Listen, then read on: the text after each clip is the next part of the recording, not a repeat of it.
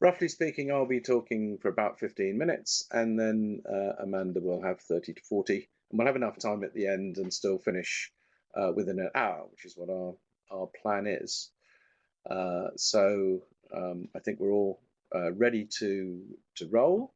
So let's get started. This is being recorded, by the way, so you should be aware, for those of you on it live, that your chat comments will also be recorded and will be available afterwards. So you might wish to not be too rude in them. And for those of you watching this as a recording, obviously you don't have an opportunity to put in the chat comments or pose questions. That's clearly the benefit of being here live. So welcome to everybody. So let's get started by me setting a scene around this kind of rapidly changing world that we're in. We all know that technology is massively changing the way we live and work in particular. We know that society is changing with the role of women at work changing significantly, with the different generations we now have at work, and sometimes managers struggling to keep up with some of these changes. And the demographic changes now with people living longer, wanting to work at older age, and the problems that come with elder care as well as childcare now being a real issue for those in work, needing to amend their work-life balance, and the whole attitude of the younger generation towards work being rather different than the traditional one that many of the senior managers in organizations came up with. Uh, and so naturally, there's quite a lot of conflict going on and change, and a fair amount of resistance to that change as well.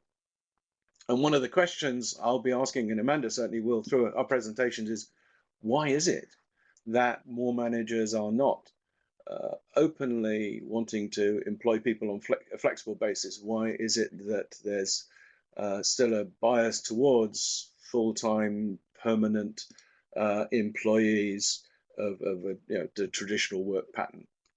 Um, Yet that traditional work pattern is now being challenged. I was fascinated to see a report from the CBI came out in about November called "A Better Off Britain," which addressed various issues, including this whole issue of flexible working and keeping people in the workforce who traditionally employers would have had difficulty with.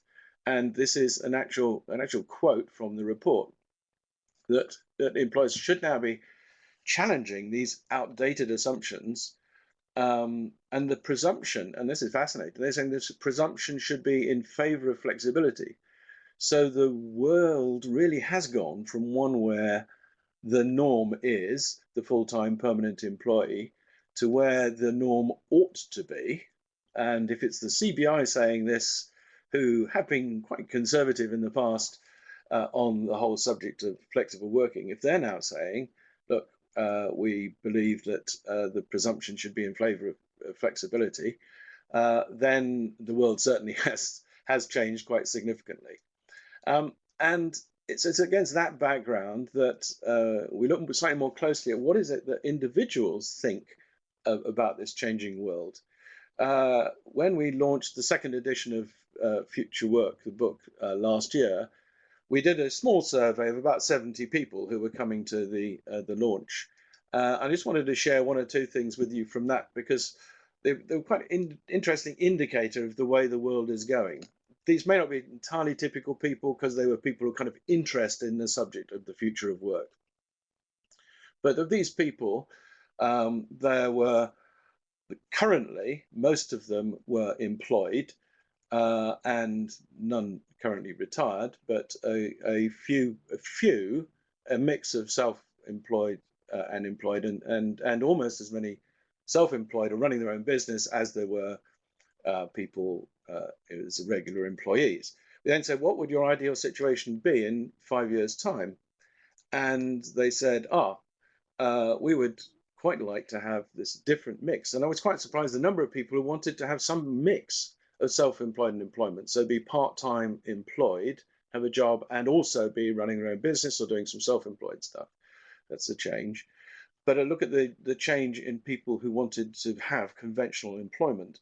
Ideally, they wanted, half of the number wanted to still be in conventional employment. And that's part of the problem, because if conventional employment is still essentially built around an assumption of full-time work, then employers are going to lose out on this whole new market of people who are working flexibly.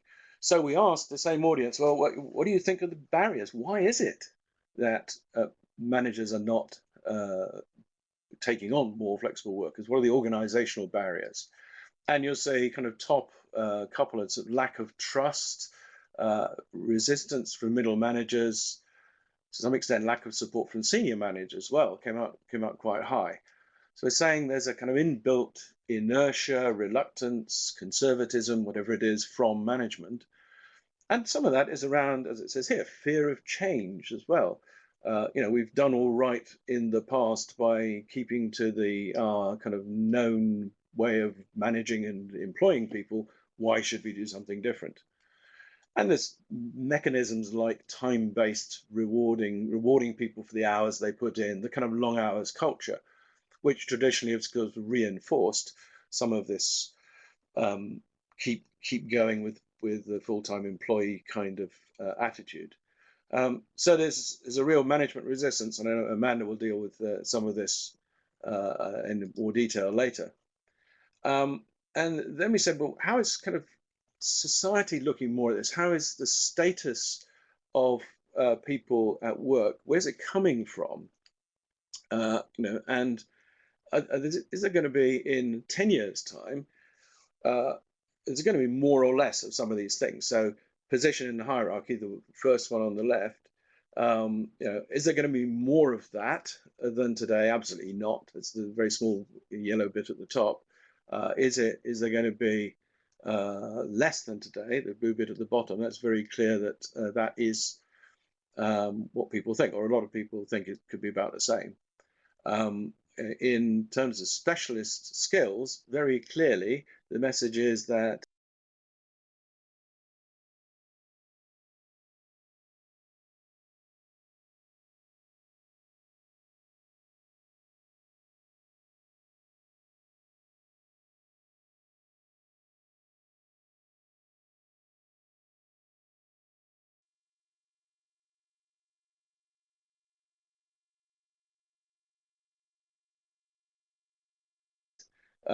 people's status at work is going to be much more to do with how they can do the job, their skills, their leadership skills, their individual contribution.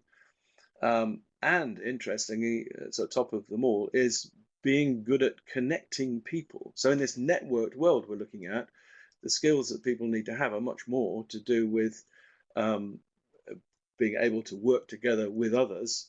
So not sit in a fixed regular job, but fit much more into this more fluid, flexible world of the future. And that's where their progress in an organization of the future will come from, not from going up the hierarchy, but being recognized for their ability to work, do the job technically, but also have some of those soft skills as well. So we're looking at a rapidly changing world where what's needed in the future in terms of skills and abilities are different from the past. And that's reflecting a world where people who are able to work more flexibly tend to have a lot of more of these skills. The self-employed, the individual contributor is not the sort of person that sits down and follows the rules in an organization. There's somebody who does use their imagination, uses their ability to work with other people, and so on. So there's a change in emphasis in the competences that are needed in this world of the future. And so then it's a question of what are employers and what do they need to look for in the future? And they need to certainly be looking for people who are much more able to work in this environment. Well, fortunately, this suits the new generation coming through who are able to work, want to work more flexibly, who do have a different sense of their work-life balance, who are particularly those with childcare or elder care commitments, but others with other family commitments, holiday, hobbies, or any other personal commitments. They're now wanting to much more get a balance in their life. So we need to look at how do we recruit people into organizations who can get that balance. How do organizations cope with the demand out there for more flexible working and the supply, which isn't still really there yet. Yet you've got people like WorkPond, which Amanda runs, who are filling that gap by supplying the flexible workers into organizations, but sometimes struggling a bit to get managers to see that this is the right way to go, because they're reluctant maybe to take on people in a pattern of work they haven't had experience of before. And so part of what we're doing here is, I guess, coming up with some reassurance that this isn't as risky as it looks, and actually there's lots of benefits in employing people on a flexible. And that really is the cue for Amanda, who can talk much more about. Thank you very much, Peter. As always, I found your insights fascinating.